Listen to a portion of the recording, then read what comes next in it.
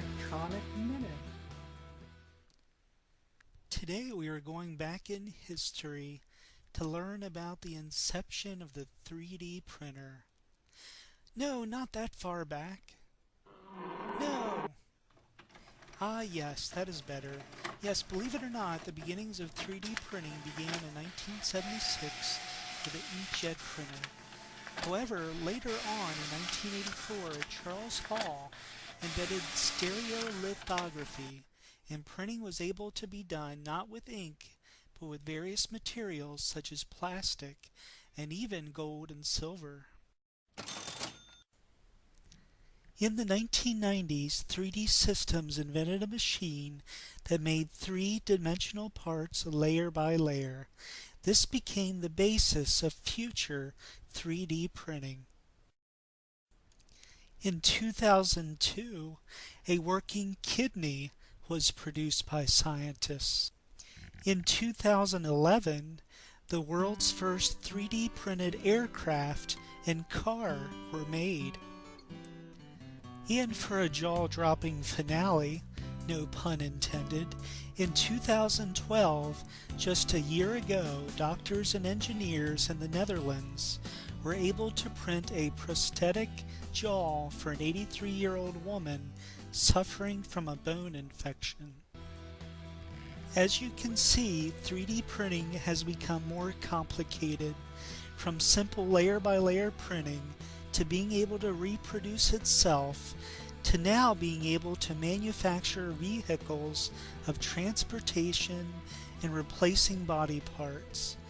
3D printing is growing into a major industry. Good evening, America. I'm Christopher Woods, filling in for Lewis Blackman. He decided he was going to go ahead and take a vacation today, and I have to fill in.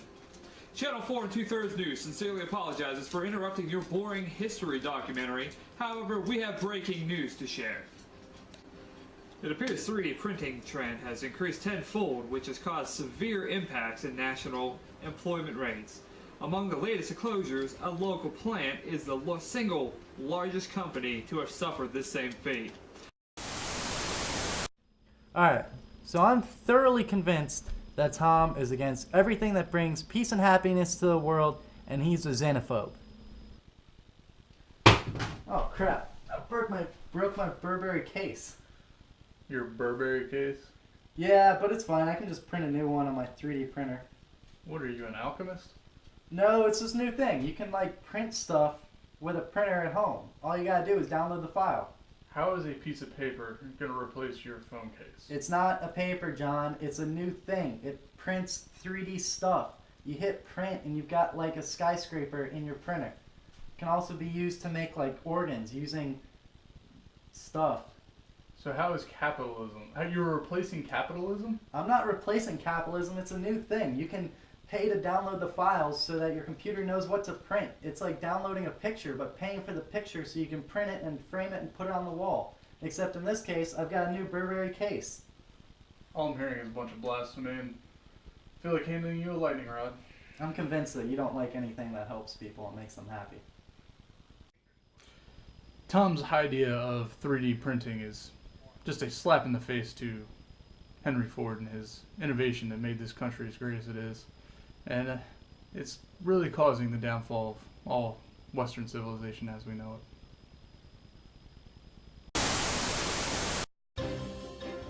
Channel 4 and 2/3 team field reporter Christopher Woods hits the streets to answer the tough questions that nobody was really even asking.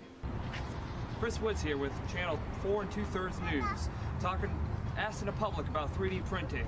Let's go see what they say. Excuse me, do you know anything about 3D printing? No, sir, I don't. Well, basically it's like a microwave, so anything you can program into it, it'll pop out with plastic. Oh, you mean food? Hot Pocket? Yeah, like a Hot Pocket. Oh, okay. You couldn't make me a Hot Pocket? Well, a Hot Pocket wouldn't be necessary because it's copyright law. Well, how would you feel if you had something that was produced and uploaded online and you lost tons of money? Man, I want a Hot Pocket. Well, there you have it. Nobody here knows anything about 3D printing. On October 28th, 2011, Kaiba Gumfrido was born prematurely with lung development problems.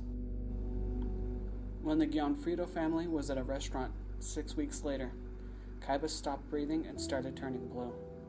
Kaiba was diagnosed with tracheobronchomalacia, which means that his windpipe was weak. This caused Kaiba's trachea and left bronchus to collapse. Kaiba received a tracheostomy and had to use a ventilator, but this was not the right long-term solution to use. Kaiba could not breathe well, and his heart stopped almost on a daily basis. This is when doctors at the University of Michigan decided to use a 3D printing lung splint. They used computer modeling software to create the splint and match Kaiba's windpipe.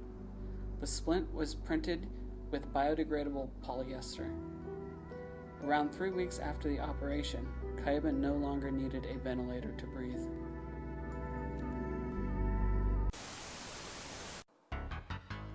Recently, NASA's rocket engine injector, made from a 3D printer, passed a major hot fire test. In the test, the rocket engine injector generated 10 times more thrust than any injector made from 3D printing in the past.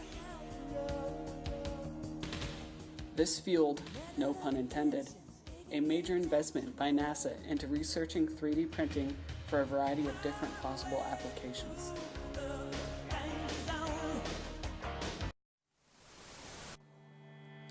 Defense Distributed is a high-tech gunsmith group that created the world's first fully open-sourced 3D printed gun called the Liberator. 15 of the gun's 16 parts were made out of 3D printed plastic, and the body weight can be etched overnight. Cody Wilson of Defense Distributed believes that the Liberator demonstrates the government's inability to enforce gun control.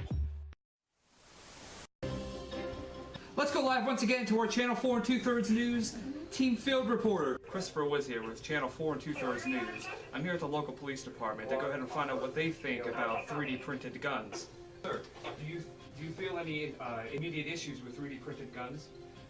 My issues with the 3D printed guns are that they're undetectable. You can't detect them in a conventional way. Anytime anybody has a gun on them, it has to be taken seriously. If they have the 3D printed gun on them, we have to treat it as if it is a regular firearm.